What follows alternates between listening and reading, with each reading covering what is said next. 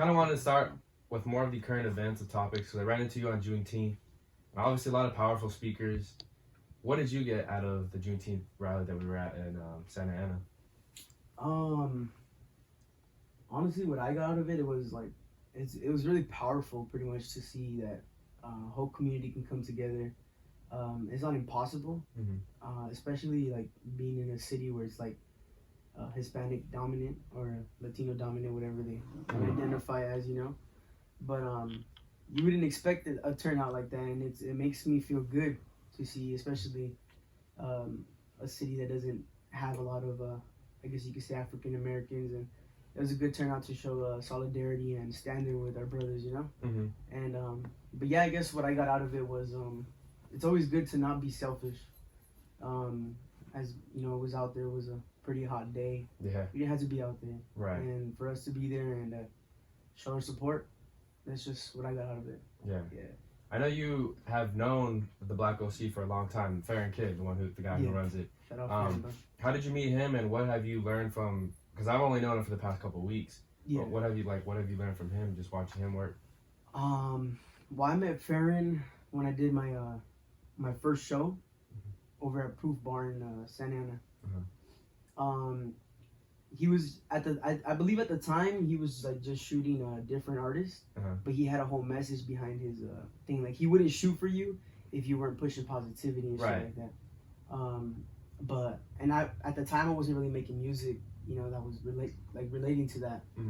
But I guess he just seen he seen that I was like, you know, I had something going for myself, and he reached out and he shot actually a visual, like a recap of the show, and from there we just started like connecting with each other, and he was straight up with me. He's like, you know what, like I'm down to keep working with you guys, but he started explaining to me the whole Black OC thing, the whole message, everything, and I was like, okay, like you know, I can fuck with that, because that's kind of like where I wanted to be too.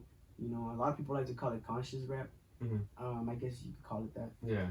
But that's the lane I was trying to be in. If when he reached out and he basically like showed me that he had my back and he was gonna give me full support. Yeah. I just like tagged along. I was like, okay, cool, this is my lane. And that's how I met him, and I really learned a lot about him through going through his events. I've been to a couple of his events and just hearing him speak. Even privately, he's gone to my studio sessions and he goes in there and like with my homies and he's spoken to us. Dang, and it's like, yeah, and it's crazy, man. You learn a lot from him. You really do. Every time I leave his presence, I learn something new. Every single time, bro.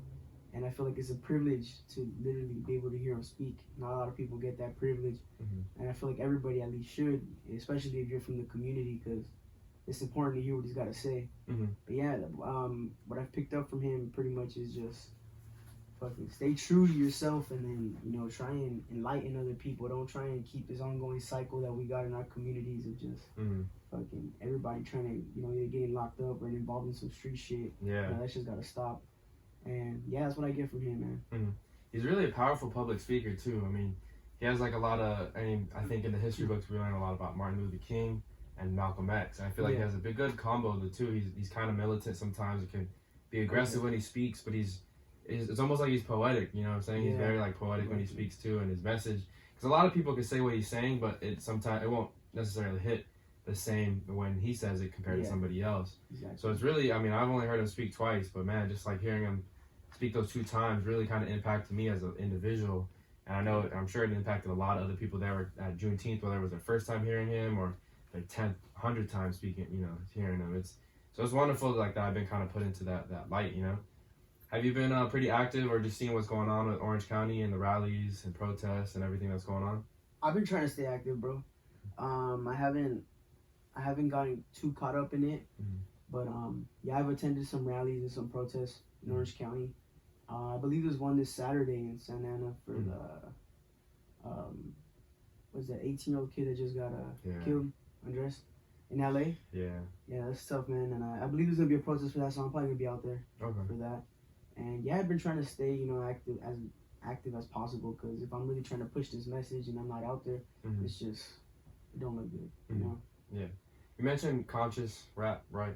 Yeah. Did you have any conscious rappers that you looked up to when you were, in high school or whether you were younger too? A couple, but I guess the one that really grasped me, probably Kendrick. Mm-hmm. Just because we share, I feel like we don't share an identical story, we share a similar story. Mm-hmm. He had his mom and dad there, dad hard worker. He grew up in an area where like gangs, drugs, the influence is heavy, but I feel like he feels like his parents did enough job to just kind of keep him out of it. Mm-hmm. And it's not even just on them, him too. He did his own thing, and he realized what was going on, but he knew what not to do and what to do. Mm-hmm. And I just feel like that's kind of how I grew up. So listening to his music is like, it really, I really like, it touched me. Yeah. So in terms of conscious rappers, I don't know if he would consider himself a conscious rapper, but I do, because he's got a lot of consciousness in his music. Yeah. So yeah, I guess he's the biggest one for me. Mm-hmm. Especially his early stuff too. I don't know if you ever listened to Section 80 like that, but Section 80 to Pimp a Butterfly I thought were like really like conscious albums. Good Kid, Mad City obviously was a really good storytelling album. But I think he always preached that positive message in his music. Yeah, he's always preaching positivity. Mm-hmm. Did you grow up right down the street here in Santa Ana? I grew up, so I was born in Santa Ana, and then I grew up in Santa Ana until I was about 6 years old. Then I moved to Garden Grove, 10, 15 minutes away from where I grew up. Okay. But everything I ever did was in the city of Santa Ana. Yeah. Like, family, all my family was in Santa Ana, so parties, everything, we were just going to Santa Ana. I feel like the city just molded me to be who I am today, especially since my roots are deep in Santa Ana. My mom, my dad, grandparents, everybody lived in Santa, aunts, uncles, like everybody just comes from there. Just so happened to be that I moved out to Garden Grove, but that goes back to play with my dad. My dad like really had it fucked up growing up, and I guess he didn't want me to go through the same shit. He just moved me away from where even though it's not that far, but it made a difference. It made it less accessible for me to go hang out with these type of dudes and shit like that. Even though at home it was still like they were still there pretty much, but yeah, it was just that's what it was for me. Yeah. And Garden Grove is like pretty similar. I don't want to say it's as active as Santa Ana, but it's pretty similar compared to Anaheim too. I feel like those three cities, you could even throw in Stanton probably in there. They're all relatively similar, right? As far as like the ethnicity there, but also there's a lot of gangs, crime there too. A lot of potential there, right? Like a lot of good people trying to do good, but that sometimes get correct. What is it, like stereotypes? I feel like that's everywhere though too, because Santa Ana's got its good areas. Yeah. It's just that's just how it is in every city. But yeah, bro, you're right. Like everywhere you go there's gonna be bad. Yeah. It's literally impossible to not to be bad there. But yeah. Yeah, I can relate though, because my parents did the same thing. They grew up in Delhi, part of Santa Ana. Okay. Right off of Warner, and so like I moved when I was like 11, so going into like middle school, that age. And I remember at the time I hated it, but I understand like now as an adult, 25 years old now, like living here in Orange and going to high school here in Orange, I think was the biggest thing. You know what I'm saying? If I went to high school, even if I did go to Segerstrom, which was like a little bit better than some of the other public schools there. Yeah. I think I still got I surrounded myself around different people. Oh yeah, I think that's what my parents wanted, Yeah, that's how it was for me, bro. Exactly. I felt the same way. I always felt like I wanted to go to high school in Santa Ana. I wanted to grow up in Santa Ana because a lot of people who were my friends, that's like I could relate to people from Santa Ana. And I went to high school in Orange too. I went to Elmo. Okay. And Elmo is like a mix. Yeah. Because it's in the middle. It's like you can go a couple of streets down, it's a nice neighborhood, and then you go like this way, like down Hughes, and it's like really ghetto. Yeah. So that's the thing about Elmo. I kind of liked Elmo because I got a little bit of both. Yeah. I got to still feel like okay, like I'm with my Raza, and like they grew up in similar areas. Their families probably going through the same shit mine is, and I could relate to that. But then I can also see like like the people who didn't go through those struggles, and I can relate to them and learn from them because they can teach me. And that's what I loved about it, bro. And my mom was pretty active as far as going to like those PTA meetings. Okay. There was a lot of kids in Santa Ana on the border near Orange that would either try and push for Orange or El Medina. So there is a lot of kids from Santa Ana that do go to El Medina. Yeah. I went to Villa Park, so we kind of pulled from like a similar group of kids, especially around like Grijalva Park and like that area. Yeah. But man, did you play any sports at El Medina or anything? No, I didn't, bro. No, I didn't play no sports. I don't know. Did you get into music at high school or before high school or after? I've always been into music, but in terms of making music, it was like it was happening like the end of high school, but then I didn't like pursue it, and then 2018, which was a year later in the summer, then it really kicked off for me. Okay. Yeah. How did you get into music? Like, what drew you into recording your first song? My homie Eddie, shout out my homie Eddie. He does music, and I seen him post a music video, and my uncle. I was actually with my uncle at the time working, and he shows me the video, and I'm like in my head I kept thinking like I feel like I know who this is. Yeah. And then I asked him like who posted that, and he told me, and then he gave me my homie's dad's name, and I was like, bro, it's Eddie, and we were just tripping because he knows him too. You know, since we were kids, we grew up. Okay. We grew up together, and so and then I hit him up, and I was like, hey, bro, what's up? You know, you're doing your thing. You know, if you can teach me a little something, that'd be cool. And yeah, sure enough, he opened his arms. He invited me to his crib where he was recording that little ass room, fucking hot as fuck. Just a mic stand and the Focusrite and a laptop, bro. That's all we needed. Yeah. Damn. And he knew a little bit of like mixing, not a lot. He wasn't too good at it, but he was getting the job done some way, you know. Okay. Now he's going to fucking Dominguez Hills. Okay. And he's going for like music engineering and shit. Nice. So now he's doing his thing. He really knows what's up. There you go. Yeah, shout out to him. But yeah, that's how I got involved. And I went in there and I was like, I'm just gonna see what he does, you know. Mm-hmm. But nah, bro, it just took over me, and I was like, I started writing to different beats. I got on the mic. He was just recording me. We were just like fucking around, and next thing you know, it became almost a daily thing, bro. Like I was working that summer, so I wasn't paying him nothing. Like he wasn't charging me nothing, but I was buying beats. So I was buying beats, and then I'll go in there, and then it got to a point where we were like, okay, like he really, I guess we saw the potential, and he said it himself, we're like, we got to get this music and go to like real engineers, go to real studios. And I remember the first track we took to a studio in downtown Santana. I don't know if you've ever been to, it's a building that has a bunch of studios. It's not because I know there's one where Lib Drum works out of, but there's one like on 4th Street, 4th and French. There's a building there and you can go like, there's underground studios and shit. Okay. And we go there and I'm just tripping, bro. Like, I would have never imagined, you know, like I would be working with an engineer who knows what he's doing, and you know they got an actual booth going on. It was just crazy, yeah. And I took it there to get mixed, and then we started doing that. So every track, and I was putting out like a track a week, bro. Dang, okay. That's how much I was doing. But the thing is, like, it was for me at that time, it was quantity over quality. You know? I was just trying to put music out. I was just trying to say how I feel and put music out. And that's what I was doing, and that's probably really what kicked it off for me. Dang, okay. So 2018, you're relatively like new to this, huh? Yeah, bro, it's only my second year. Damn, all right. Yeah.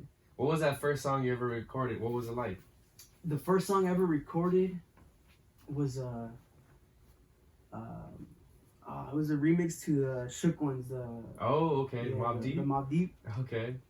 I was actually going home from somewhere, and I threw on the beat, and I wrote a 16 like while I was driving. Nice, all right. And I hit up my homie and I was like, bro, are you busy? He's like, nah, bro. Like, well, he's like, we're having a party, but come through. Like, I'm not even out there. I was like, all right, cool. Yeah. So I slide over there and we throw on the beat and I finished the rest of it. It was like a minute and a half of just bars. Like, I didn't have no hook. I didn't know how to structure a song, bro. Right. So I just got on the mic and started barring out, and that was my first track. Okay. I put that on SoundCloud. Yeah. That's crazy because when I listen to your music, there's a lot of West Coast style beats and like you know, instrumentals, but then I also like notice like your cadence, you switch it up to more like an East Coast style too. So that's kind of interesting that you had Mobb Deep, Shook Ones as like one of your first like you know. Yeah, I got a lot of influence from both sides for sure. Did you have like a West Coast? Did you have like a favorite old school artist from the West or East Coast? Not I can't really say like one specific one. For the East Coast for sure, Biggie. That's my favorite East Coast. Yeah, for the West Coast, I mean, I would go pop, but I like Corrupt a lot too. Corrupt to me is very underrated because he comes from the East Coast. I think he's from Philadelphia, if I'm not mistaken. So he's got that flow, you know. He's got the bars, and when he comes on the West Coast beat, and he can flow with it, and it just sounds crazy to me. So that for sure is one of my favorite West Coast artists right there, Corrupt. So a year later, you put out your first album in 2019, A Bigger Picture, right? Yeah. How long did that take to construct it, put it together, and then obviously put it out? it took probably like 2 months, bro. Honestly, it's an 8-track album, so it's not that long. But yeah, I hit up Darren Vegas. Shout out Darren. I started working with him through my homie Lottie. He hit me up to do a feature. I went to Darren's studio, met Darren. That's how we linked. And Darren is a quick producer, bro. Like, you go in there, you tell him what you want, he'll come up with a beat like on site. So to work with someone like that was completely different for me because I was used to hitting up producers online. Yeah. And you know what, I like this beat, you know, however much it is, or if it's free, send it, you know, whatever. Yeah. And then I would go about my week or whatever, write it, then hit up the homie studio and go record. And now it was like I can do all that in one day if I really wanted to, you know. Yeah. I think it was only one track. It was one track that I could never track. I went in there, when I went in to record that song, I already had the lyrics done, but there was no beat. I just went straight off a melody in my head, bro. Yeah. And I told him, I was like, I got this melody. And he's like, all right. It's like, we were in the studio, I was flowing, bro. And he was like constructing the beat around me. That was the most like craziest shit I ever experienced. Yeah. For sure. At the time for music. So since we were working so quick, it only took about like, I want to say like a month and a half, bro. And then it was done, and I waited it was done like mid-June, but I waited for it to come out July 14th, because it's 7/14, 7/14. Oh, okay. So I really wanted that date. And yeah, and then I was trying to push it, but that's one like aspect I failed in back then. Not completely, but I could have done more marketing, you know? Yeah. More videos, more visuals for the album. There was songs in the album that people really liked that I didn't put visuals out for, you know. I only focused on like 2 main ones. But yeah, that's how the bigger picture came about. Yeah. Okay. And then one of my favorite songs and favorite visuals too is Cultura. Okay. I think a lot of people like that song. A lot of people can resonate. It like screams Santa Ana or like Anaheim or like that central part of Orange County. How did that song come about and like the idea for that one? I feel like there wasn't enough people who were really speaking on that in terms of like, I don't like calling it Chicano rap. I know there's a lot of people who take pride in that name. I don't mind it, but I don't like it. I'm just an artist, you know. Like I feel like we shouldn't be boxed into anything. One category. You know, we're artists too. You know, we rap and that's it. And but there wasn't a lot of Hispanic people who were like really speaking on that. You know, at least to that degree, they weren't making like a whole song about it that talks about culture and like what's going on now. So I felt like that's something that was missing, like within our people, you know, our culture, our Raza. So I just felt like I had to do it. And yeah, sure enough, you know, Darren, he provided like, even the beat sounds very like Spanish. So that's how that came. And when I seen how it took off, I actually shot a 1-minute visual with Black OC. Okay. And that's actually the first song I presented to Black OC, like saying like, look, bro, like this is my transformation. Because you know how I said he had told me like, this is what I'm pushing for, positivity, blah blah blah. Yeah. So I sent him that, and he's like, cool, let's shoot. He was excited. We shot like a minute clip of the first verse, and I threw it on Instagram. And when I seen how it had taken off on Instagram, I was like, I had to get a visual for this for sure. That's how the visual came about too. Nice. Yeah. How'd you get that? Because I know there's like a scene where you're pushing the elotero. Obviously, there's a scene too where you're hopping out the truck with the tools, like the gardening tools and everything. How did you just come up with some of the ideas for the visuals and where you wanted to shoot at? The ideas were easy. I just went based off the lyrics. The third verse, I talk about like how hardworking our people can be. So I really wanted to incorporate that. Shooting was actually hard because we had to find certain people, or a lot of shit wouldn't fall into place. Finding the paletera lady, like it was literally the same day. We were like, okay, we need to get this done. So we're like, let's just get ready, get everything we need, and we're gonna go to a neighborhood and we're just gonna find someone. And sure enough, in Santana, we found some lady right by an elementary school, bro. And we just asked her, is it cool if we borrowed for like 30 minutes? And she was perfectly fine with it, you know. Nice. Paid her for the time that she missed. Yeah. And but gladly everything, you know, fell into place. It was cool, bro. And then the one we struggled with a lot too was the first verse, because I talk about a lot of history. You can't really, it's hard to shoot for history, you know. There's no like the place you can just go to and like capture it completely. So I just decided to like insert some clips that showed what was going on. Yeah. I think that's something I'm missing though. You touched on a good point. Like whether it's here in Santa Ana or somewhere in Los Angeles or Southern California in general, because a lot of this land was Mexico's, right? Like way back when. And, you know, we always learn about Aztecs and Mayans like in the history books. We really only see like up front, and we don't have the opportunity to go to a museum. I'm sure that we can go to like Mexico and stuff like that, but that's kind of out of the way. But there's a lot of people of that descent here that always don't get opportunity to touch roots with their culture, and I feel like that's you even making that song kind of like connects the two to maybe like a kid out there hearing it and maybe is interested and will look it up online. But for sure, like that physical museum presence or something like that, we don't have that in Santa Ana when it's so rooted in like Mexican culture, you know? Yeah, that I agree. I feel like there needs to be something like a museum or something just talks about like the Aztecs, everything that's considered our culture, indigenous culture.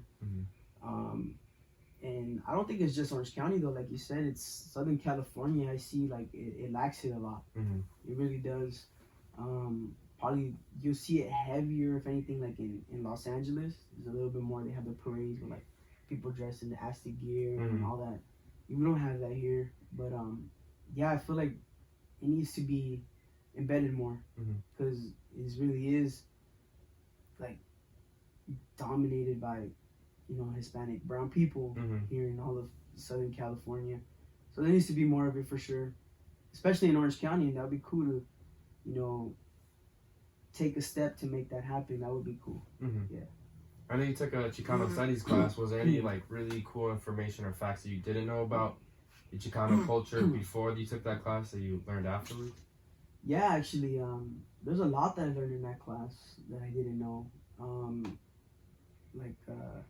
The way a lot of Chicano students used to be treated in schools back then, I didn't know a lot of that, you know. And then I learned about the Brown Berets. I didn't know that. You know, we had like our own party, like the Black Panthers. Yeah. Chicanos had that too. I didn't know that until I learned in that class. They spoke on a couple other things. They didn't go too heavy on our cultura. Because I guess it's different from Chicano. Like that's like indigenous culture. Even though it's part of us, the Chicano movement's more like, you know, focused on Mexican Americans here. Yeah. So the class was more talking like raising awareness on issues that we need to, you know, speak about. So it didn't go deep into history. But yeah, that's a few things I learned was the Brown Berets, the mistreatment of a lot of Chicano kids, and then the Chicano walkout. I believe 1968 in East LA. Okay. Yeah, they basically like they were like, okay, we're fed up with this. And like students in East LA walked out their classrooms. Dang, okay. And that sparked a huge change for the Chicano movement. That's crazy, man. And see, I don't like how they don't teach that in like regular history books. Exactly. Because in public school, because not everyone gets to go to higher education, whether it's community college or 4-year. But then they don't learn that, you know what I'm saying? And they can be from Mexican background, but they don't know anything about their history. Yeah, and then there's also something they don't, like they leave out a lot of things. Like I believe there was 9,000 Chicanos who fought in the Civil War. Oh, wow. In the Civil War? In the Civil War. Dang, I didn't know that. Yeah, and they don't even mention that, you know? So there's things like that you know, you miss out on when you go through the public education system here. Yeah. It sucks. Yeah, because there's a lot of people too, especially like the conservative white Americans, they'll be like, oh, you know, our grandfathers fought in World War II, but they don't really, I feel like a lot of them, I'm not singling out anybody, but I don't think a lot of them know that blacks also fought in that World War, you know?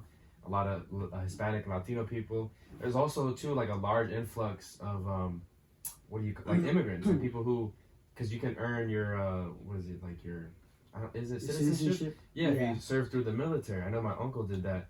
So I mean, you could serve through the military, and I know like when we started getting into it with Japan, there was a lot of Japanese who were on our side that wanted to join the military, and they could translate and that kind of stuff. So, you know? Yeah. Like, I don't think people realize that though, because their pictures are usually white people, especially that one iconic picture of them holding up the flag. It's kind of like, all right. It's a lot of that, and it's also a lot of our, I guess you could say ancestors, you know, previous family members who weren't like informed about the fact like there was a lot of Chicanos fighting in these places, so they didn't really like pass it down. So when by the time it gets to us, we don't really take pride in that because we didn't know that. You know, I could have had a great grandpa who fought in World War II, or I could have had a great grandpa who fought in the Civil War or something. You know, and I wouldn't know that because nobody told me that. You know, and I feel like that's a lot what happens in our generation and previous generations. And that's probably something that's different in the, you know, like the white people. They probably take pride in that and they pass it down. Or even if, like you said, it's not even just about taking pride. They don't teach it. You know, they don't talk about the black and brown people that were involved. So yeah, definitely. There's a lot of things missing. You know, that they don't teach us. Yeah. It definitely helps too with like more like black directors, because I know like Spike Lee, he does a pretty good job of obviously highlighting different black stories that we probably didn't learn in our regular public school history books. But you know, the more Latino or Hispanic directors and movie writers and stuff like that, or just even documentary, TV show, or book writers, you know, I'm sure there's a lot of them out there too that'll put the stories out there for, you know, people to have more access to. Oh yeah, most definitely. What's one thing about just Chicano culture and just, you know, Mexican heritage that you really appreciate, whether it's, you know, food, a ritual, family tradition, or whatever it may be? Food for sure. You can't go wrong with Mexican food. I think one thing I really appreciate is like that's really passed down from our ancestors is just like we just got like warrior blood, you know. We don't. A lot of Hispanic people, I guess it's different for different. I can't say all the brown people, but most, you know, we're really warriors. We don't complain about a lot of things. You know, we come to this country, and if we had to get the shittiest job, but that's gonna provide for the family, fuck it, just so be it. You know, we'll do the hardest working job. I think that's something I take pride in a lot. You know, my people, they don't get discouraged. There you go. My people don't get discouraged by anything. You know, we fight for what we think is right, and we just work hard. And that's what it is. Yeah, it doesn't matter what the job is, man. Like, they could just put their head down and, like you said, do the dirtiest or grimiest of jobs, and man, you know, still be happy that they have jobs. Like at the end of the day, you know what I'm saying? Exactly. This is crazy. So I saw you had the Boys in the Hood sweatshirt on. Oh yeah. Did you get the Doughboy Tony name from Doughboy, the character in Boys in the Hood? Yeah, I did actually. Okay. You've seen the movie? Yeah. Yeah. Who hasn't? Right? But yeah, the Doughboy version, the kid version of Ice Cube in the movie. Yeah. When I was a kid, like my dad and his homies, they all used to say like, "Oh, you look like Doughboy," because he was, you know, he was darker. He always had a hat on too, and he was always like wearing black or something. And that was me, as a kid. I was just always like that. So they started calling me Doughboy, and then it just stuck from there. Honestly. Okay. It didn't become a heavy nickname to like where people at school were calling me Doughboy. It was like at home. Yeah. At home, it was like Doughboy. Okay. So and then I just stuck to that. And then Tony, I'm assuming that's Tony. Yeah, my name's Anthony. Okay. But my whole life, everybody's called me Tony. Okay, so that's a smooth transition. Doughboy Tony, yeah. There you go. I saw that you also got to perform on the same stage as Ice Cube on the OC Block Party too. How was that? Since you know you were a big fan of the movie and everything. That was crazy, bro. I wish there could have been more interaction with him. You know, at least a picture or something. But they really like. The security was heavy, bro. But the other artists, everybody was like, well, it was just really him and E40 were probably like the only two you paid maxes. Yeah. They were like heavily guarded, but all the other artists that were on the card, everybody was backstage. You know, I got to interact with at least 90% of them. Dang. And it's a crazy experience, bro. It really was. It's probably the biggest crowd I've rocked so far. Shout out to George from Curious Entertainment for putting me on, bro. Especially like in the city I was born in, you know, in the city that I take pride in, because, you know, like I said earlier, it really molded me to be who I am. It was crazy, you know, just being in my hometown, in front of the fucking courthouse, the jail, the Santa Ana Stadium, and it's like right on the street, bro. And it was just something I would have never have pictured. But yeah, it was definitely something different. A bit, you know, I've like. You know, blessed the same stage with Ice Cube and all these other legends, bro. It was crazy. How did your performance go? Because I feel like a lot of your music is part of Santa Ana, part of like that Orange County culture right here among us. Like, how did the crowd respond to it when you were up there? The crowd response was cool, bro. Amazing. Like, everybody loved it. I actually didn't get to finish my set. Oh, okay. I got cut off short. Dang. But I did get put on late, so I thought, you know, they're going to give me my full time still, but now they cut me off short. So I didn't the one track I really wanted to perform, I didn't, which was Cultura. Okay. Damn. And I was saving that for the end of the set. Mhm. You know, just, you know, I performed all my other shit, and I was like, okay, this one's like 90% of the people in that crowd were Hispanic or Yeah. Latino, you know? So I was like, this is really gonna hit. But nah, man, they Damn. cut me off, and I was like, shit. But yeah, other than that, it was cool, you know. I got to meet a lot of people who were already fans of my music, and the gain of fans was good too, you know. Like, I got a lot of new people that started following me and my music after that. Mm-hmm. So it was, overall, it was great. Mm-hmm. That's tight. And correct me if I'm wrong, but I didn't see a lot of other Orange County artists on the flyer or anything. Yeah. Were you the only one that was repping Orange County? I want to say I was. There was 2 stages. Yeah. The main stage that I was on, I want to say I was the only one. Okay. There was another stage who, I don't know how many off the top of my head I can remember, but I know Uncle John was there. Mm-hmm. Shout out Uncle John. I don't know if you heard of Kevin Saldana. They have a music. They're a Spanish group. Okay. They're from Santa Ana. They were there, and I want to say there's these 2 girls. They're twins. Or I don't know if they're twins, but they call themselves like the twins or something. They're from Orange County. The Two-Tone Twins? Might be them. I think so. I've seen Yeah. their music being posted on like some of the IG pages. Okay. I think I seen their name on that flyer. Okay. So I believe those 3 other artists were on the other stage. Okay. Yeah. But in terms of like the main one, yeah, there wasn't. I don't think there was any other Orange County artists on there. Yeah. So speaking of concerts and everything, did you have stuff lined up during 2020 and then that were obviously cut down because of COVID? Yeah. I had what did I have? I had well, I got to do the observatory. The observatory was my last show right before this shit started like really getting out of hand, which I was grateful for because the observatory was crazy, bro. In the main room? Yeah. Oh shit, okay. It's like, yeah, it was crazy because it's so small, yet people would like, go in there and it just looks so packed. Yeah, you can get a lot of people in there. Yeah. So that was my last one. I opened up for the Dog Pound and DJ Quick. Oh, nice. And then at that show, I met a promoter who saw my performance, and he came up to me and he wanted me to open up for Too Short and I want to say Too Short and Quick in Riverside. Dang, okay. So I told him I'll be down for that. And then all that shit happened. It got pushed back to May. Continued to happen. Now it's pushed back to August 1st. Mm-hmm. I don't think I'm going to do that show because August 1st is my birthday. Oh, okay. So I don't know if I'm going to do that show. Okay. You're an August baby too. 25th right here. August? Yeah. That's right. That's what's up. Yeah, I know a lot of people in August. It's crazy. It seems like it, man. I feel like December was that time for our parents to get busy or Yeah, something, you know? I And they know. just, But, they just. yeah, I know a lot of August babies, bro. Yeah, it's crazy. Yeah, man. They're giving other gifts that time of year, I guess. But were you able to do like, I know a lot of artists and a lot of, you know, open mics are still doing IG Live or stuff over Zoom. Were you able to participate in any of that during quarantine? The opportunity's there. I just haven't done it. But most of the time when I go on live, I'm just really like just talking about music, or I'm going live with someone else. Someone I go live with a lot. Shout out to him is his name's Louis, but he's one of the business owners I was telling you about. Okay. He's from Santa Ana too. He owns a Sin Manchas. I don't know if you ever heard of that product. No, I haven't. It's actually like it's an all-purpose cleaner. I recommend Really? I don't really like you know the guys that be at the block like trying to fucking Yeah. clean your shoes. Nah, bro, Okay. this shit fucking blows him out the water, bro, for real. Okay. Like that product is crazy. It cleans like a lot of shit. It's crazy, bro.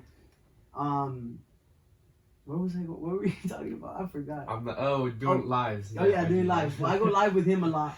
Him too. He's really about the culture, bro, and he games me the fuck up. Like in terms of cultura and culture. Yeah, he don't fuck around with that, bro. He knows his shit, and he's all about the people, bro. He's like, you know, he's an ex-convict. He had felonies. He did time. I believe he's a 2-striker. Dang. Okay. So and he just completely changed his life around. And he's really trying to enlighten the people now. He's really trying to push a different message. So I go live with him, but now no events. I haven't done no events or nothing like that on live. The closest thing to an event I had was actually this past Saturday. Well, I don't know if it was Saturday or Sunday. I don't remember. But it was for the kids in cages. Oh, okay. So it was one of those events. It was like a protest, and they actually wanted me to perform Cultura. Okay. So I performed Cultura, and I gave a little speech. I talked a little bit, showed off Ferrin's unity flag there. That's tight, man. Talked about the unity flag. But yeah, that's for shows. That's what it's been so far. What else was quarantine like for you as far as like a creative side? Were you able to write more music or record anything during this time? Yeah, I've been writing a lot. And it's weird though, cause I don't even finish songs, bro. Oh, okay. Like when I'm writing, and like I'll hear a beat, and I'll just start writing to it, and I'll write a 16, and I'll put it to the side. And then like here comes another beat out of nowhere, and I'm just listening. But I have a lot of beats in the vault, so that's what I've been trying to focus on. But yeah, I'll probably have like 11 unfinished tracks. There's like 16s, no hooks. And there's another 16. But yeah, I've been writing a lot. I've been really trying to just sit down and plot like where I'm really trying to go with the music in terms of like what lane I'm trying to take. But I think I'm already established. Like I'm trying to go like the Kendrick Cole route. You know, like where to the point where they can be mainstream, but they don't gotta talk about stupid shit nonsense in order to have that. That's the way I'm trying to go. You know? Okay. What's the toughest part or hardest thing that you've learned about in the music industry?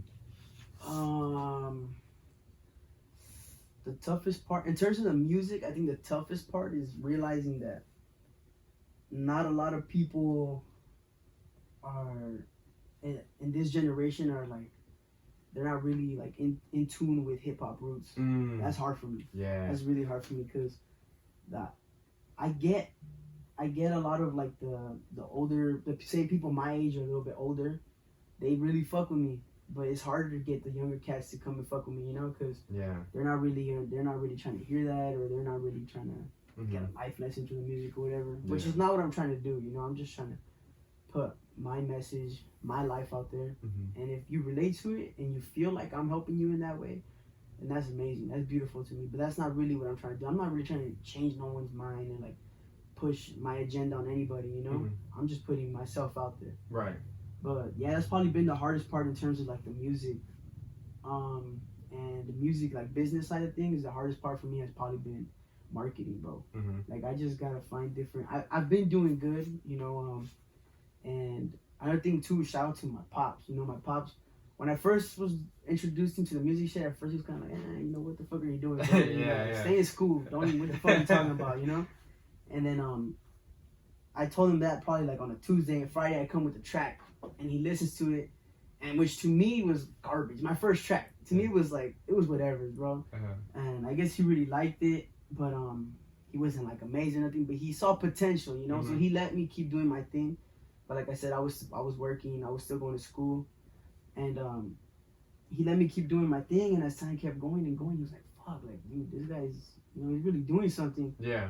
And he really jumped on board, bro. He was like, all right, fuck it. Like my dad's a businessman, bro. Like since he was a kid, he's 10 years old. He was selling chocolates. Fucking, he was always like winning. Like they would do like a weekly challenge. Like, who sells the most? He was always winning that shit. And I guess he seen me as a product, bro. He just seen me as a product. And he's like, I gotta sell this product, you know? Yeah. And he's really been helping with that. So shout out to him. He helps me with like a lot of the marketing shit. Not 100% to where like. He's just doing it on his own, you know? But he gives me that push. And I'm grateful for it. And my whole family, bro. Not just him. You know, he's the one who's like most involved. But shout out to my whole family, bro. My mom, my uncles, everybody. Like, they're on board with the music. Nobody, like, how do I say it? Like, nobody doesn't support me, you know? At least like my immediate family. Yeah. Yeah. That's tight. But yeah, in terms of music, those two have been my biggest struggle right there. And going back to the music thing, the industry wise, as far as like the content of music coming out, I feel like, because I work with kids too, I feel like a lot of the generation below us, they think hip hop starts kind of like at Tupac and Biggie, right? But they don't realize there was like 15 years before that, and even like 25 years of influence before that. And so I think that's like, and then, you know, and if they're really young kids, they probably don't even think much before Lil Wayne and Eminem, you know what I'm saying? Because I think a lot of current artists, I mean, look how many like Littles there are, right? And a lot of them have dreads. So I feel like a lot of them are kind of like knockoffs of Lil Wayne. Yeah. So I feel like that's just kind of what they know, but they don't understand that like there's, you know, not so much that there has to be a conscious side of hip hop too, but like there was just different forms of hip hop, from like Eric B and Rakim to, you know, Afrika Bambaataa, like all those early old heads. But it's important, I think, to learn part of the history because you have a greater respect for what it is, and it's not just like these new cats. Because like I think there's a lot of artists that I've interviewed too, and I'll talk about sometimes the older music, and I'm just like they kind of like dumbfounded. Yeah, and they're just like, oh, okay, so maybe they don't know too much about the history, but yeah. I don't know. I don't know how you would educate them on that, or how you put that in front of them so they can learn about it. But it's all down to like themselves individually. Yeah. You know? I don't even think it has to get to that point, you know, where you gotta try and educate them. Mm-hmm. It's more of like, I understand the music that's going on now, because you know, even though I grew up in the same era as a lot of people who make music the same age as me, you know, I grew up when like Lil Wayne was in his prime. Yeah. I grew up during that era too, but I guess the difference was I was really in tune with the old school shit. I was surrounded by hip hop heads. Well, not a lot of hip hop heads, but my mom's little brother. We're only 9 years. I want to say 9 years apart, bro. So to me, he was like my big brother, and I was just really attached to him. And he was bumping Big L. He was bumping Immortal Technique. He was bumping all this old school shit. And at the age, you know, I was still like developing my love for hip hop, so it came easy for me to like. He would show me something, I would go look it up on YouTube, and this was recommended, and there's a bunch of old school shit, you know? Yeah. So I think it's more of like, you either got it when you were a kid, and now you can learn about it, but True. It doesn't mean you're gonna like fuck with it, you know? So that's why a lot of artists, like you said, they like have the dreads like Lil Wayne, the little this, little that. It's because they grew up in that when he was prime, so to them that's what they wanted to be, and that's the same reason I don't really knock their hustle or their style.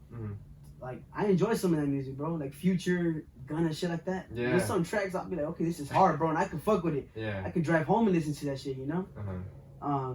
It's not my cup of tea. Like, I prefer like hip hop, you know?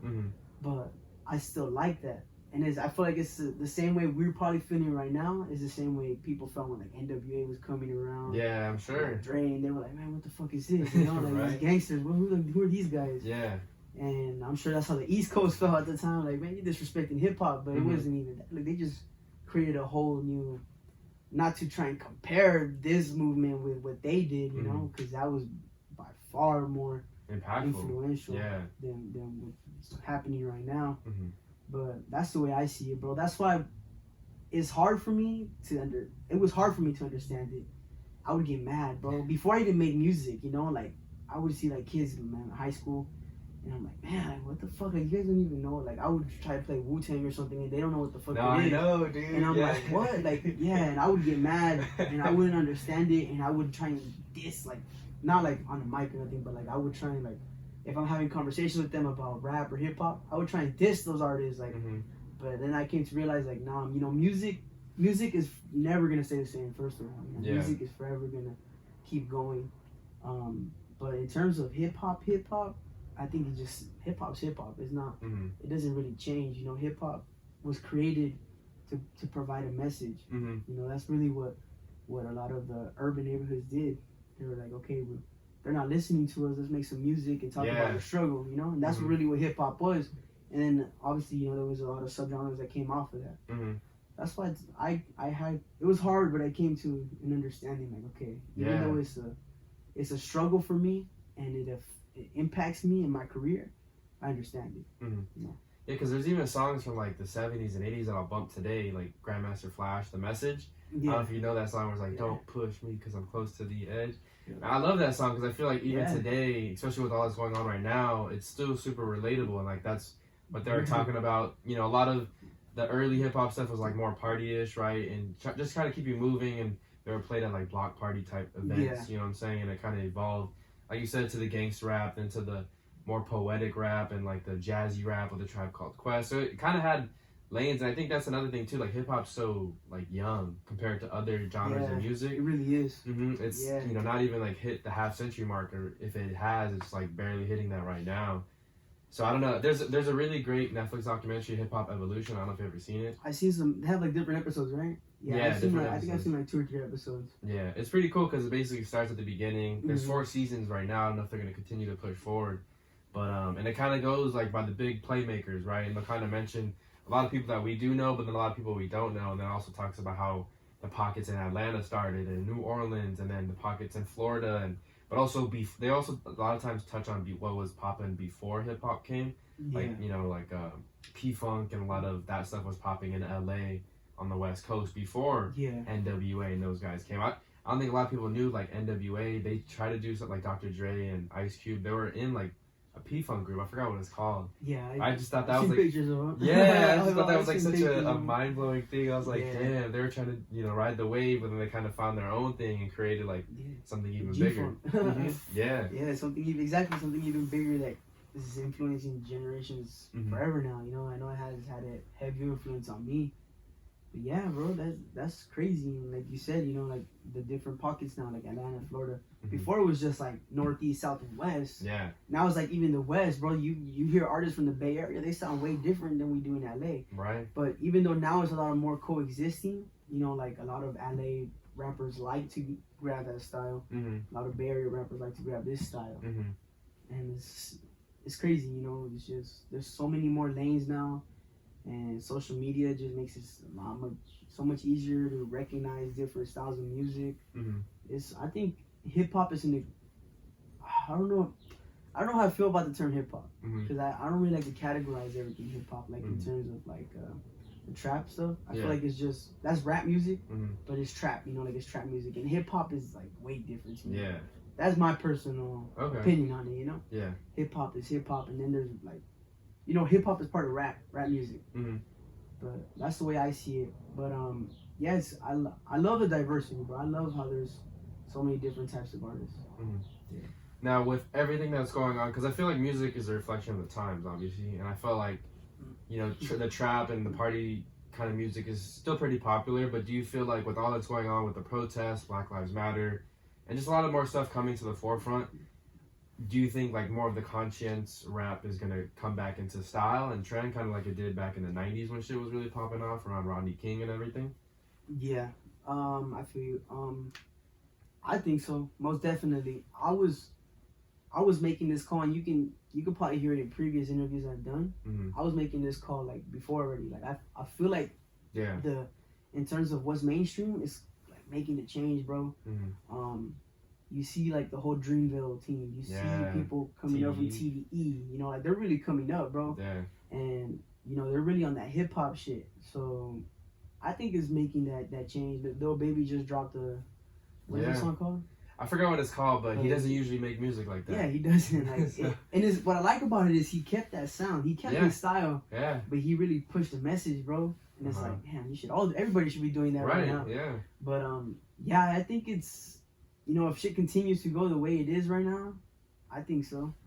And, you know, I feel like 2020 is really the year where people really got fed up with, like, a lot of shit. Especially, you know, with the black community, we've seen it a lot. But even the brown community now, like, they're really, you know, they're stepping up. They're creating organizations now, like, everybody's coming together. And 2020 is, like, really opening a lot of eyes for other people. I think the fact that everybody was home for so long, you know, a lot of shit to do. People got to think, people got to see shit, realize shit. Shit's changing. Yeah, it's crazy just to take in like all like if you look at it from the bigger picture, like all the things that had to be in place for this kind of to happen. Because there has been a lot of like from Trayvon Martin and Michael Brown to I think that was like kind of really took off in 2013 from what I remember. And just, that's when I first started hearing Black Lives Matter. And I was always into Ab-Soul, like Lupe Fiasco, sometimes like more of those conscious rap. And I remember them talking about stuff like this, Kendrick Lamar too, early Kendrick. And, I was like, I was always behind it, but I was like, okay, but it hasn't really hit the mainstream. And even in 2016, I forgot who it was that was shot by the cops that year. I don't think it was Ferguson, it might have been after that. But nonetheless, Trump got elected that year, so a lot of shit was like starting to hit more and more like mainstream culture, but it wasn't quite there at the mainstream. And now I feel like, but I think it had to, like, when you look at it, there was no sports, like sports were canceled, school was out of session. People lost a lot of jobs. People are kind of getting desperate because who knows how money is on their situation. We do have Trump as president, regardless of how you feel about him politically. He says a lot of like arrogant things that piss a lot of people off. So I feel like all those puzzles, like if one of those pieces was missing, who's to say like this would have caught this much momentum? Because it's not even just like all 50 states are united on this. It's the world, bro. The like world, there's protests going on in Europe and Australia. That's what really when I seen that, I was like, that's really like a monumental shift for humanity, bro. Because like you said before, 2016, and the other, sadly we lost more brothers and sisters to police brutality and shit like that in the past. Yeah. And that city would heavily, protest or riot. And you would see different states do like vigils, Yeah. But now it's like almost every state had a mean protest, and almost every state was not every state, but a lot more states were rioting, protesting. France, they were protesting. Yeah. And it's like, so I feel like it's just more, this year really kicked it off more consciously for the people, People are waking up, people are realizing shit. Shit's not cool. Yeah, age of enlightenment, like. Yeah, people are taking stuff into their own hands, because I think especially with the internet, man, like the internet and just YouTube, how much you can learn on YouTube is so powerful. I think people are starting to self-educate themselves, and you get people like Ferrin Kidd and Maserati and Jonathan Hernandez. You get them in positions of power. It's really gonna change and everything, hopefully. And that's what it needs to be, bro. We can sit here and like we can fight for what we believe in, to the current politicians, but a lot of the problem starts at home, bro. We got to get more Raza, more black kids to want to encourage them to be cops, encourage them to be sheriffs, lieutenants, encourage them to be lawyers, encourage them to be judges, And I feel like in a lot of our communities, that's just knocked, like that's just frowned upon, corny, right? Yeah, we're just corny if you're smart. I don't know, that shit ain't cool, like, well, you want to be a cop? Fuck that, Yeah. But until we can get our people in these positions, then we're not really gonna see a change. Yeah. And it doesn't even have to. It would be great, if we get like a president, from that's Raza or something, Yeah. But it doesn't even have to get to that point yet, like with shout out Jonathan Hernandez, he's trying to get to the city council. He comes from communities that we come from, he has either seen the exact same things, if not worse, if not less, as we have, like being around certain people. I know he said I've spoken to him before, and he's from that community, that type of lifestyle. He doesn't do that, he's different, but he acknowledges it, he wasn't blind to it. So when it's people like that in these positions, it feels better because it's like he can relate to me, and like I was given this example by Louis, the one that I was talking about earlier. Yeah.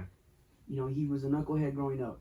When he was in school and he got into trouble, he says that they brought him a counselor to talk to him, and he asked the counselor, like, where are you from? He said, I'm from Irvine. He's like, I'm from Santa Ana, bro. I'm not gonna talk to you. Yeah, exactly. And the guy said, like, why? He's like, how are you gonna relate to me, bro? Exactly. How are you gonna know what I'm going through? You grew up in Irvine, this nice ass rich area, and big old family or whatever, And you coming from Santa Ana, maybe 1-bedroom apartment or something. It's like, how the hell can you possibly tell me?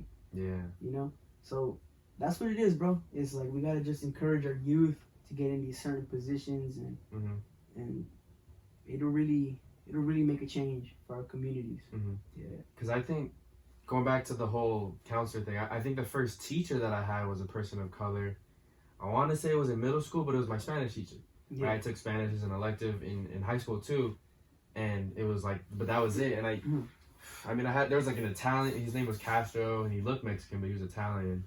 But there's not, like even people like teachers, and positions like teachers and professors at community colleges, at universities, but also the elementary and middle schools and kindergartens and preschools. Like you need people in all those positions so that they can see like, hey, I can grow up and be that too. Because if you just grow up and you see only white people there, or only like affluent Asian people there, you kind of think, okay, that can only be them, like not us. You kind of limit yourself, bro. Right. I know I felt like that before. Yeah. There's a lot of things I've referred to as like, oh, that's for white people. Yeah. And like now that I'm older, it's like, nah, fuck that. Anybody can do that shit. You just need to be determined, and go and really like be focused if that's really what you want to do.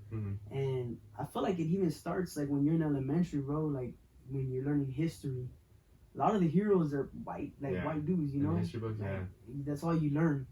And that's not really how it was, Not everything wasn't fucking... They sugarcoated for sure, bro. Everything wasn't sweet back then, bro. Nah. Like, the way that this country actually even came about, like, nothing was sweet,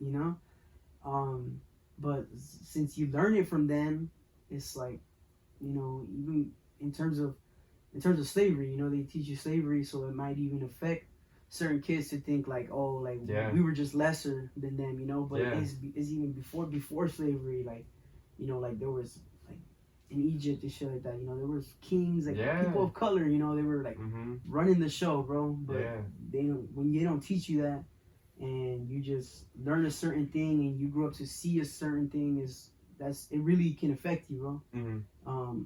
You know, people like us, we acknowledge it and we can see it, but not a lot of people do. You know, a lot of people don't have, how do you say it, like the consciousness, I guess you could say. Yeah. You know, they haven't reached that level yet to acknowledge certain things like that, and it can affect them. Yeah. Because that's one thing you learn in the history books is that, like, they downplay the natives a lot, too. Like, these natives were these savages, killing each other, sacrificing, doing weird shit. And the white people came to save them. Right, exactly. We brought Christianity and Catholicism to save these savage people. But it wasn't like that. They had astronomy. They were, you know, believers of, sure, they did sacrifices and they had multiple gods, but that doesn't mean they weren't as smart or as bright as these people. Yeah. And they got taken advantage of, and that's how they lost their land. You know what I'm saying? It wasn't like it was an honorable war. They just, you know, flat out like murdered these dudes. Like, hey, we want to work with you. And then when their back was turned, you know, shot them up. And a lot of times the diseases killed like a good portion of Aztecs and Native Americans here in the United States. They weren't used to, you know, certain shit that they brought over here. And there was a lot of vulnerability too within like the Aztecs and shit like that, because the Aztecs had like our people, our ancestors, they believed in a lot of gods. Yeah. And I know when I believe it was Cortez from Spain when he came to the land. Came on that horse. Yeah, and they thought he was a god, you know, and he took advantage of that. Yeah. He was, you know, I don't blame him, but it's fucked up. But I don't blame him. You know, he made a fool out of our people, and he really made them believe he was there to save them, and fucking just destroyed everything, bro. Yeah, that's crazy too. But the narrative's starting to finally change on like Columbus Day. I know they're starting to push that on for Indigenous Day. I don't know if it's officially named that yet, but I know a lot of people are starting to consider that as Indigenous Day or forgetting Columbus Day. I know they're not making you say the Pledge of Allegiance in schools or public schools anymore. So I know they're starting to slowly like take away the system, and obviously it's a lot of work for it to kind of even the playing field and rewrite history books and so much, but it's a start, you know. It's positive to see that, you know. Yeah, it really is. And I know they're changing a lot of shit with high schools too. I believe Anaheim High School, they're trying to boycott the whole colonists. I mean, the Anaheim colonists. That's they're right. trying to get rid of that. There's another one. I forget what school it is, but they're trying to do the same thing. I think there's 2 or 3 schools in Orange County they're trying to do that. Yeah, and that's a big thing just across the nation too, because I know Ole Miss, the University of Ole Miss, is their mascot is the Rebels, right? Like Confederate Rebels, like that's their. And I know it was something before, I forgot, like in the 40s and 50s, and they finally made that change. But like even now, Rebels is still very offensive. Yeah. And it's just all over the nation. I know, like, I don't ever say it, but the NFL team in Washington, like that name is super offensive. Oh yeah. And when I first learned about that. And that sucked too, because when I was in Pop Warner in Santa Ana playing, like, we were called that team name because we were that for a long time until the Monarchs came in for Modern Day and sponsored the program and everything and changed it up.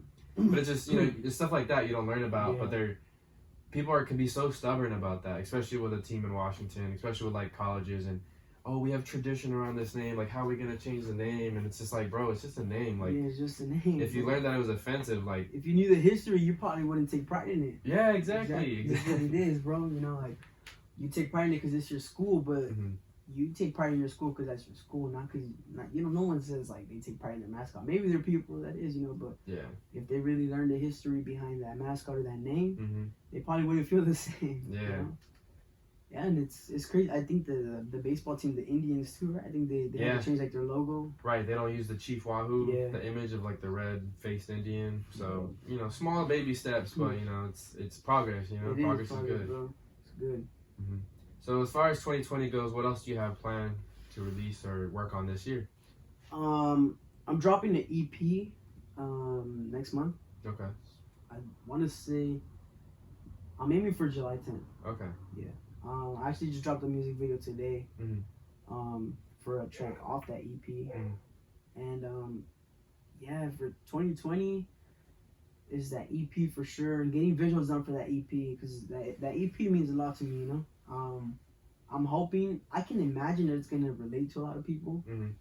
The EP is 5 tracks. It's a song about me, and then there's the other 4 songs that are about 4 different people in my life who like their story and their just them have impacted me like heavily. Yeah. Is Father Figure on that EP? Because I know you released that earlier this year. No, it's not on that EP. Okay. No. But there's a song on there about my dad. Okay. That one talks like a little bit on immigration. You know, he came here when he was 10. But no English, none of that. You know, he actually like really, contrary to like the statistics, I guess you could say, he really did something for himself. You know. That's good. He has a small business. He does his own thing. He didn't let all that affect him, even though it did heavily. Yeah. He wanted to be in the military, they didn't let him because of his status and shit like that. Yeah, there was a lot of things like if he wanted to do in life, he really couldn't. Like it held him back. Yeah. But not 100%. You know, he was like, fuck that. That goes back to me saying our blood of warrior blood. You know, like we don't get discouraged, bro. You know, we push through. Next thing. Yeah, and so that song's about him. You know, coming here, growing up in a bad area, but just making it out. And then the video I dropped today, and it's a song about teen pregnancy, which is what my mom went through. Okay. You know, my mom and dad were teen parents. So it talks about a little bit of how she felt, you know, how, and not just her, you know, that's why I'm hoping a lot of people relate to it. You know, there's probably a lot of teen girls who felt like they felt embarrassed, they felt, you know, they were ashamed of themselves or whatever. But the same thing, it's like, it's a more enlightening story too, you know, like it's like, the way I did the song with the hook and everything is like as the song's called Don't Be Afraid, so it's like don't be afraid, you know, like you're gonna get through it pretty much, you know. It's like so even though there's girls who might barely have found out they're pregnant, I want the song to still be encouraging for them, like you can do it, you know. And then another one is gonna be about love. One of my uncles talks about like how strong love can be, bro, like can make you, break you, you know, you need it. In reality, we all need some love, you know, but it can really affect you. Yeah. He went through a lot in terms of like going through suicidal thoughts and shit like that. It was his first girlfriend, and it's actually the mother of his kids too. Okay. So like it affected him heavily. And the last one is about my other uncle, who the one I told you was like heavy influence for me for hip hop. Oh, okay, yeah. We're 9 years apart. He just really like, I feel like me and him grew up the same too, you know. He had his mom, my grandma, and he had his stepdad. So like, and I feel like I have my mom and my dad, you know, we both grew up in like similar ways, like in the home. But I feel like the thing I had that he didn't was more like affection and guidance. He didn't really have that. He had like materialistic shit, but he didn't have a home. He had a house, but he didn't have a home. Okay. He had a house, he didn't have a home. So he found his guidance and structure in the streets, bro. Yeah. You know, he took it to the streets, he did his thing. And he's still, you know, he's doing better now. He's like, you know, he's fighting through, bro. He's got a baby on the way. Shout out to him. He's got a baby on the way, and I wish the best for him. But, you know, he's got that mindset a little bit still, you know. Yeah. You mentioned love. You ever been in love like that before or no? Nah, bro. Nah? You know, on time for ladies? Nah, it's not even, I mean, it is that, bro.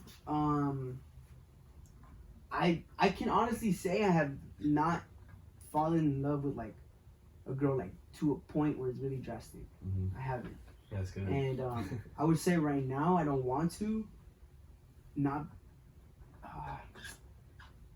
How do I say? I don't want to sound like I'm being. I don't know. I don't even know if it would sound selfish, but like I wouldn't want to because I feel like I wouldn't. That's not even being selfish. Yeah. I wouldn't want to put a girl in a position where it's like I know I'm not giving her enough time. Yeah, makes sense. Dude, I'm fucking focused on this music, bro. And like I've missed out on a lot of shit. Like even family functions, bro. Yeah. I've missed out because I go to the studio. Right. I missed out because of this and that. So if I'm missing out on that, I'm gonna miss out a lot over here, you know. Yeah. So I wouldn't just bring a girl just so she can be there and be like, okay, that's my, like, I don't want to be like, that's property or something, you know? Yeah. Like, I would want to, you know, spend time with that person. That's why I feel like right now I don't look for that. That's good, man. Yeah. Because I work with kids so much, bro. It's so frustrating sometimes at how involved they get in love. And I feel like when you're young, too, like, you can fall, like, so deep into love. It's easy. To where, like, it's easy to get heartbroken. And but you don't really understand the concept of it like fully at that time. You don't even understand the concept of yourself at that time. So like how can you be with someone else. It's kind of silly, but yeah, like I was kind of like that until my senior year of high school.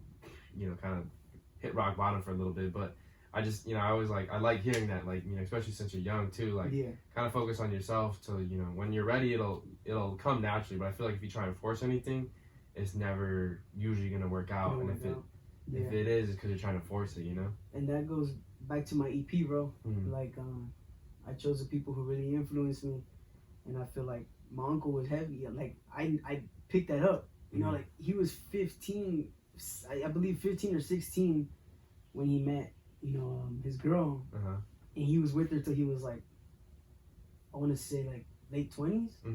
Had 3 kids. That was his first love. He didn't really know any other girl other than that. So when they went through their separation, he went through it bad, bro, because that's all he really knew. That was her. So when I seeing things like that and realizing things like that, my dad has always told me, even though my dad used to trip and be like, oh, he wanted me to make him a grandpa when I was 13. Bro, I don't know what? why. 13? Yeah, but I was like, fuck that, bro. And then, I wasn't down for all that. Yeah. No, but yeah, he would put me on, bro. My dad would put me on. He would tell me like, hey, like when you're young, enjoy it. Yeah.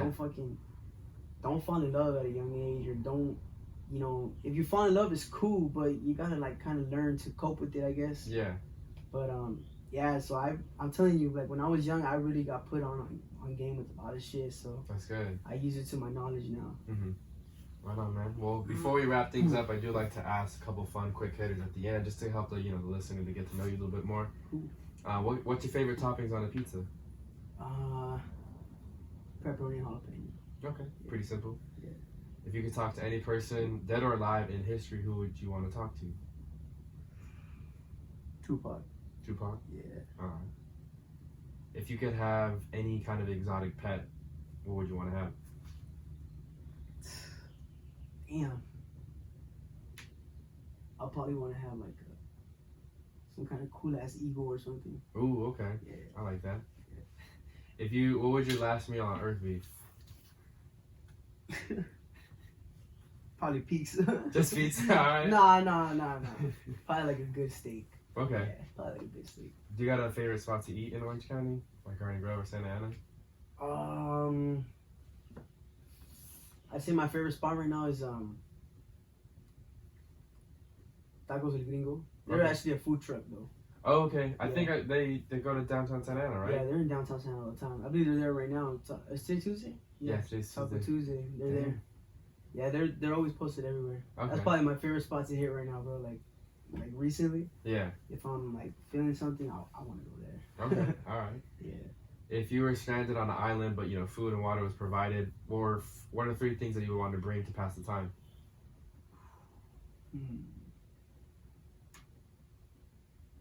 For sure, a laptop, Mm-hmm. just for the music.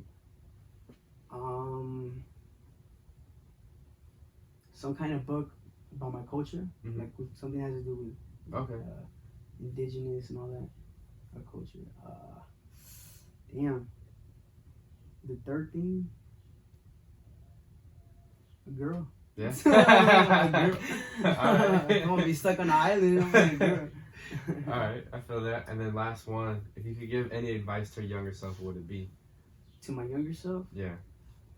The advice I would give is probably to go with your gut and really follow your passion. Because music's always been my passion, but I was always scared at the time to fucking, I always thought I was scared of judgment, I was scared of criticism in terms of the music. When I got over that, it was over. I was like, okay, this is it. This is what I want to do. There you go, man. Well said. Looking forward to the EP. Before you go, if you could just drop where your social medias or anything you want to promote, where you can find your music, that kind of stuff. Yeah, for sure. You can find my music on all platforms, Spotify, all that, Apple Music. Socials, you can follow Instagram, Doughboy.Tony. You can follow Twitter, Doughboy Tony. And in terms of shit coming up, I got the EP coming up. I'm aiming for July 10th, so stay tuned for that. All right, really appreciate you again, man. I appreciate you for having me, bro.